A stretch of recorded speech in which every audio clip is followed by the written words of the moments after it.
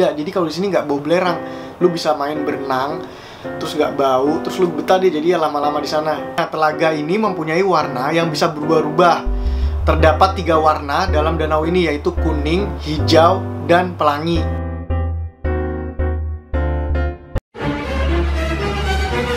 Halo gengs, balik lagi di YouTube channel Volkaniko Aulia Widiarsa. Dan hari ini gue mau bikin video tentang tempat pariwisata di Indonesia nih, tapi yang mirip sama di luar negeri. Mudah-mudahan bisa jadi referensi kalian buat yang mau pergi liburan setelah pandemi ini berakhir. Kalau kemarin gue udah buat video tempat rekomendasi wisata setelah pandemi corona ini berakhir, itu ke Jogja ya, karena murah dan nggak menghabiskan budget kalian. Nih, nanti gue taruh di sini video yang kemarin. Nah, sekarang gue mau bikin video yang tempat wisata di Indonesia, tapi yang mirip sama di luar negeri. Jadi kalian nggak perlu jauh-jauh ke luar negeri, udah bisa liburan. Nah, yang pertama ada Bukit Pelalangan yang ada di Madura. Tepatnya di Bangkalan ya. Madura tuh di dekat Surabaya, kalau buat yang belum tahu. Jadi dekat banget dari Surabaya, kalian tinggal nyebrang dan lewat jembatan Suramadu yang terkenal itu, nyampe di Madura. Dan tempatnya di Bangkalan. Nah, untuk sampai ke tempat wisata Bukit Pelalangan ini, kalian ke Bangkalan terus nanya-nanya sama orang di situ, semua udah pada tahu. Jadi gampang banget diakses tempatnya ya. Nah, kenapa Bukit Pelalangan? Katanya Bukit Pelalangan ini mirip sama Antelope Canyon yang ada di Amerika Serikat, di Arizona. Jadi katanya mirip. Nih gue kasih foto perbandingannya ya. Terletak di Desa Berbaluk, Kecamatan Arosbaya, Kabupaten Bangkalan, tidak sulit untuk bisa sampai ke wisata Bukit Pelalangan. Karena akses jalannya tuh masih bisa ditempuh oleh mobil pribadi maupun kendaraan umum. Jadi nggak perlu takut, kayak yang gue bilang tadi, kalau mau ke wisata Bukit Pelalangan ini nggak perlu takut. Bisa naik kendaraan pribadi, bisa naik kendaraan umum. Jadi aksesnya sangat mudah dijangkau. Nah, cerita sedikit tentang Bukit Pelalangan ini. Jadi Bukit Pelalangan ini adalah bekas tambang batu kapur yang telah lama ada dan sampai sekarang dijadikan warga sekitar untuk menambang batu yang digunakan sebagai bahan bangunan. Nah, sisa pahatan warga yang ada di bukit ini tidak sengaja membentuk sebuah relief yang cantik. Jadi sisa-sisa pahatannya tuh nggak sengaja jadi ngebuat relief yang cantik dan jadinya unik gitu. Makanya spot-spot di sini banyak yang unik-unik. Nah, semakin ke dalam, kalian akan disuguhi pemandangan yang semakin menakjubkan. Di dalam bukit juga terdapat beberapa gua yang bisa dimasukin. Nah, beberapa gua tuh bisa dieksplor-eksplor gitu loh. Jadi ada beberapa banyak gua. Nah, kalian bisa eksplor-eksplor, lihat-lihat sambil foto-foto. Bekas pahatan warga yang berbentuk persegi panjang dan kotak-kotak semakin menambah eksotis Bukit Pelalangan. Selain gua, di dalam bukit juga banyak ditemukan tebing-tebing dengan kedalaman yang berbeda-beda ukurannya. Dan warnanya itu biasanya batu kapur itu lazimnya kan berwarna putih, tapi kalau ini enggak, dia kecoklatan. Itulah yang membuat Bukit Pelalangan ini jadi unik dan banyak dikunjungin orang. Nah, untuk tarif masuknya sebenarnya dulu tuh sebelum banyak orang kayaknya belum ditarifin, tapi sekarang udah mulai ditarifin karena udah mulai banyak yang tahu dan udah mulai banyak yang datang ke sana. Tapi tarifnya juga menurut gua nggak mahal ya, karena motor itu cuma 3.000 dan mobil 20.000. Jadi buat kalian yang mau ke sana worth it banget lah. Kalau misalkan mau jalan-jalan bingung lagi di Surabaya atau di Madura, terus pengen foto-foto, mendingan datang aja ke Bukit Pelalangan ini. Karena katanya di sana banyak fotografer yang sering juga ngambil gambar di sana. Terus orang-orang banyak yang pre-wedding juga di sana gitu. Jadi udah kebayangkan kalau udah dipakai fotografer sama pre-wedding, itu berarti tempatnya Instagramable banget kan buat foto-foto. Dan apalagi zaman sekarang kalau misalkan mau diposting di Instagram tuh oke banget gitu, dan masuknya juga nggak mahal. Nah, itu tadi Bukit Pelalangan yang ada di Madura. Nah, nanti buat yang mau baca artikelnya juga linknya gue taruh di description. Jadi kalau mau baca linknya sendiri silahkan baca, ada di deskripsi. Yang kedua, nah tempat yang kedua ini ada danau warna-warni yang ada di Dieng. Nah, ini katanya mirip sama Danau Plitvice yang ada di Kroasia. Gue kasih lagi nih perbandingannya ya, fotonya ya. Telaga Warna merupakan salah satu tempat wisata populer di Dieng dan banyak ramai dikunjungin sama wisatawan. Sesuai dengan namanya, telaga ini mempunyai warna yang bisa berubah-ubah. Terdapat 3 warna dalam danau ini, yaitu kuning, hijau, dan pelangi. Keren kan kalau dibayangin. Nah, yang menyebabkan danau ini bisa berwarna-warni itu bukan karena magic atau apa ya. Jadi danau ini mengandung sulfur sehingga bisa membuat telaga ini jadi berwarna-warni. Warnanya bisa berubah-ubah kayak gitu. Air pada telaga ini berubah warna jika terkena sinar matahari atau ketika sedang turun hujan. Jadi waktu yang tepat untuk kunjungin ke sana tuh pas matahari pagi ya. Jadi pagi pas mataharinya lagi nyinarin danaunya tuh, itu danaunya bisa mantulin warna yang bagus banget. Dan kenapa pagi? Gue pernah ke sana.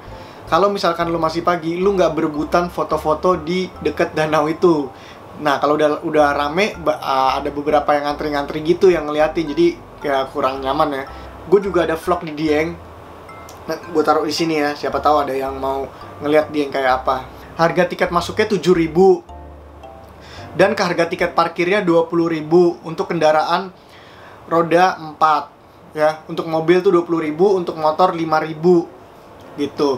Nah, tapi kalau misalkan di hari weekend atau liburan itu biasanya harganya beda-beda lagi. Naik sedikit lah, kalian bisa cek aja di Google kalau misalkan lagi mau berkunjung ke sana. Nah, informasi aja. Jadi kalau di Dieng itu memang banyak tempat wisatanya ya, nggak cuma telaga warna doang. Ada banyak, ada ngelihat kawah, ada ngelihat candi. Jadi di Dieng itu, di satu komplek Dieng itu banyak wisatanya. Jadi kalau kalian ke sana emang bisa sekalian main-main ngelihat yang spot-spot lain sih, nggak cuma telaga warna aja. Walaupun yang gue bilang bagus ya di tempat telaga warna itu, tempatnya bagus banget sih. Nah, yang ketiga ada Danau Kaolin yang ada di Belitung. Ini katanya mirip sama pemandian air panas yang ada di Pamukkale, Turki. Ini ya perbandingannya. Danau Kaolin adalah sebuah danau yang memiliki warna daratan yang putih bersih dan air yang berwarna biru menyala. Danau terbentuk dari bekas tempat pertambangan kaolin yang telah ditinggalkan. Dan alam menyempurnakan keindahannya. Pengetahuan sedikit tentang kaolin ya. Kaolin adalah suatu mineral sebagai bahan industri seperti kosmetik, kertas, makanan, pasta gigi. Dan kaolin digemari karena sifatnya halus, putih, kuat, serta daya hantar listrik dan daya hantar panas yang rendah gitu. Jadi ini beda ya, nggak kayak kalau lo misalkan ke Ciwidey kan itu kawahnya bau belerang terus nggak bisa dimasukin gitu. Nah, kalau di sini bisa nih. Daratan bawah danau yang tertutup oleh air seperti lekukan seekor binatang yang sedang melintas. Apabila air sedang surut, daratan tersebut akan kelihatan seperti gula putih yang bersih. Di tengah danau nampak sebuah daratan yang seakan menghubungkan antar ujung danau. Jadi seakan-akan tuh kelihatannya tuh gabung gitu ya. Kalau dari atas keren banget lah pokoknya. Nah, keadaan di Danau Kaolin ini berbeda dengan Danau Kawah Putih Ciwidey atau Danau Putih Tinggi Raja yang syarat dengan bau belerang yang menyengat. Tuh kayak yang gue bilang tadi ya, beda. Jadi kalau di sini nggak bau belerang, lu bisa main berenang, terus nggak bau, terus lu betah deh jadi ya lama-lama di sana. Lokasinya ada di Desa Air Raya Tanjung Pandan, Belitung, Provinsi Bangka Belitung. Jadi Danau Kaolin ini adanya di Tanjung Pandan, Belitung. Nah, lokasi danau ini masih terbilang dekat dengan pusat kota Tanjung Pandan. Hanya membutuhkan waktu sekitar 10 menit untuk sampai ke Danau Kaolin. Disarankan menggunakan kendaraan pribadi karena nggak ada minimnya angkutan umum di sana. Jadi kalian sewa mobil aja kalau di sana. Nah, terus abis itu di situ nggak ditarifin ya masuknya ya, jadi masih gratis kayak untuk umum karena nggak ada yang ngelola siapapun. Tapi di dekat Danau Kaolin ini nggak ada hotel. Nah, hotel paling dekat itu ada di kota Tanjung Pandan. Jadi yang 10 menit tadi dari Tanjung Pandan menuju ke Kaolin gitu. Yang keempat ada Pulau Cinta di Gorontalo. Ini juga udah banyak yang tahu pasti Pulau Cinta nih. Dibilangnya mirip sama Maldives ya, mirip banget sama Maldives. Jadi nggak perlu lu terbang ke Maldives kalau misalkan mau mau liburan ke pantai. Terus habis itu yang tempatnya bagus ke Pulau Cinta aja nih ada di Gorontalo. Dan gue ngeliat, gue juga belum pernah ke sana tapi video-videonya tuh keren banget sih. Pulau Cinta yang memiliki pesona luar biasa romantis ini terletak di Gorontalo, Sulawesi. Hal menonjol dari pulau ini dibandingkan pulau kecil lain adalah bentuknya. Tuh, yang bikin unik adalah bentuknya. Pulau Cinta ini mempunyai bentuk yang unik, yaitu berbentuk love ya, berbentuk cinta. Selain memiliki bentuk unik, ternyata pantai di sekelilingnya pun sangat indah dan eksotis. Dengan kondisi ini tak heran bila pulau tersebut dijuluki Maldivnya Indonesia. Tuh bener kan? Jadi Pulau Cinta tuh mirip banget sama Maldives. Nah, Pulau Cinta tuh awalnya merupakan pulau tak berpenghuni, namun karena menyadari potensi besarnya bakal banyak orang ke sana, Dinas Pariwisata Gorontalo mengembangkan Pulau Cinta menjadi objek wisata. Lokasi ini dilengkapi dengan eco resort yang terdiri atas 15 cottage. Setiap cottage berada di atas air dan dihubungkan oleh jembatan kayu yang posisinya berbentuk hati.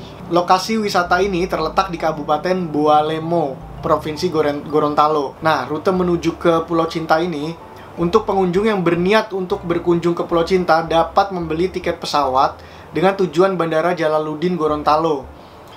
Nah, pas udah sampai bandara, kemudian melanjuti perjalanan melalui jalur darat dengan menggunakan mobil. Nah, setahu gue sih, kalau gue lihat di video-video orang ya, kayaknya pas dari bandara ke tempat Pulau Cintanya itu masih rada jauh deh, 1,5 jam apa 2 jam gitu. Nah, ini nih, harga tiket Pulau Cinta Gorontalo. Ini yang harganya rada mahal ya. Ya wajar sih, karena emang tempatnya juga eksklusif. Harga penginapan di Pulau Cinta itu sekitar 3 juta sampai 5 juta per hari. Tapi itu udah termasuk paket makan 3 kali dan fasilitas yang ada di pulau itu gitu. Jadi 3 juta sampai 5 juta tuh udah termasuk paket ya, paket makan 3 kali sama beberapa fasilitas yang bisa lo gunain pada saat ada di Pulau Cinta. Nah, yang terakhir ini ada Taman Nasional Baluran Jawa Timur. Nah, ini katanya mirip sama cagar alam Masai Mara yang ada di Kenya, Afrika Timur. Taman Nasional Baluran ini adalah sebuah kawasan yang digunakan khusus untuk melindungi berbagai macam ekosistem flora dan fauna. Nah, di Banyuwangi sendiri kurang lebih ada 3 taman nasional yang berdiri dan dijadikan sebagai objek wisata unggulan. Salah satunya adalah Taman Nasional Baluran ini, yang mendapatkan julukan sebagai Little Africa. Luas kawasan ini kurang lebih 25.000 hektar. Gede banget ya.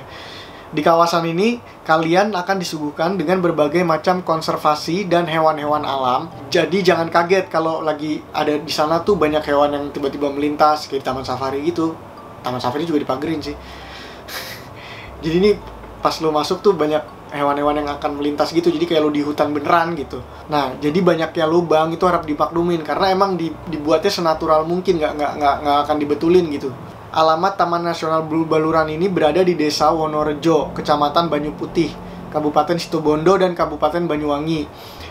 Kawasan ini memang perbatasan antara Kabupaten Banyuwangi dan Situbondo tuh. Jadi tempatnya ada di perbatasan antara Banyuwangi sama Situbondo. Jadi, kalau kalian ingin pergi ke tempat ini, kalian hanya perlu mengikuti jalur Banyuwangi Situbondo.